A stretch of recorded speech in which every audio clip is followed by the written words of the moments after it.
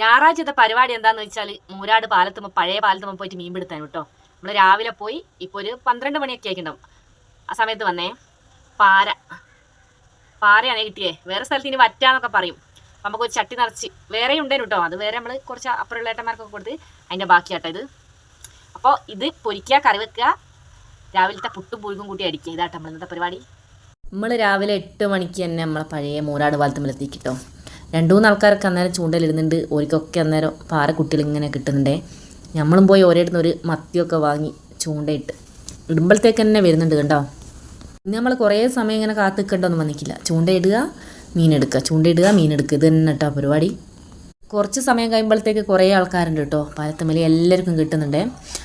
ഇതെന്താ ജയശേട്ടനെ മാത്രം വീഡിയോയിൽ കാണിക്കുന്നതെന്ന് വിചാരിക്കണ്ട. ഇവരാരും മുഖം കാണിക്കാൻ തയ്യാറല്ല കേട്ടോ. എല്ലാവരും തിരിഞ്ഞ് നിന്ന് ചൂണ്ടയിടുക. ഒന്ന് തിരിഞ്ഞ് നോക്കുന്ന പോലും ഇല്ല. പാരക്കുട്ടികൾ മാത്രമല്ല കേട്ടോ, വാലാത്തെന്ന് പറയുന്ന ഒരു മീൻ കിട്ടിയേക്ക്, അതുപോലെ മുള്ളുള്ള കാട് എന്ന് പറയുന്ന ഒരു മീൻ കിട്ടിയേക്ക്.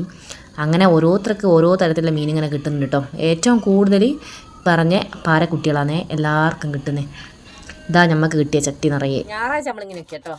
ബാക്കി 6 ദിവസവും ഞാൻ ചോറുണ്ടാക്കി, ഞാൻ ചായ ഉണ്ടാക്കി കൊടുക്കും.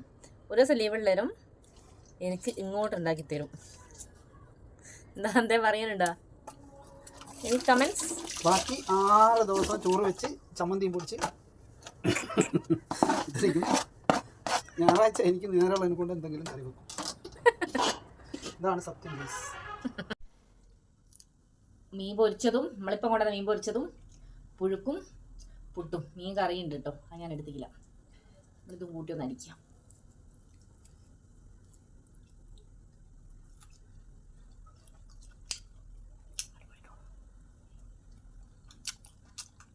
പിന്നെ അറിയാലോ ഫ്രഷ് മീനിൻ്റെ ടേസ്റ്റ് അന്ന് വേറെ തന്നെയാണ്. പൊളി.